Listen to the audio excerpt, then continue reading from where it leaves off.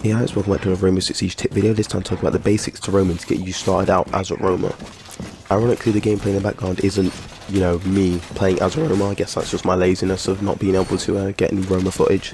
Recently I've been playing a lot of objective defense, but you don't need to know about that. The roamer playstyle is not for everyone. The roamer playstyle generally focuses on people who like to play aggressive, like extremely aggressive, like to play fast pace, all that kind of fun jazz.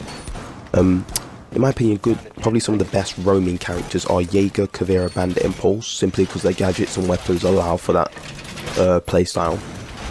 When it comes to roaming as well, just remember the words map knowledge is everything. If you don't have good map knowledge, then you're not going to be a good roamer, simple as. What you should do as a roamer, when the action phase begins, you should quickly check the cams, make sure you know where they're coming from, so you can get into position and get ready for them to push, so you can flank them more effectively.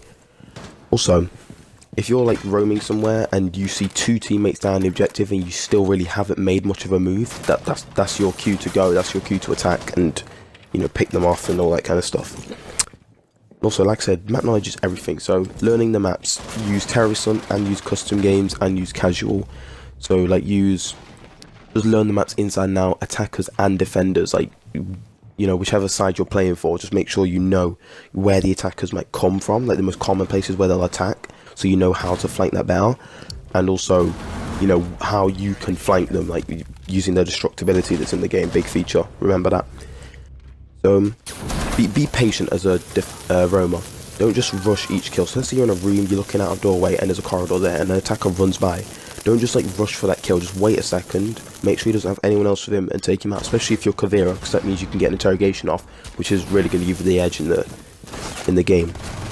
Try using impact nades and shotguns. So this isn't a direct tip, you can use whatever you want as a roamer, but impact nades and shotguns just allow you to have that more flexibility and versatility in terms of moving around the map to make those flanks and what you need to do. So Caveira, I use a Spaz 15 and the impact nades, so I can get through ceilings, walls and make my flanks efficient, and yeah.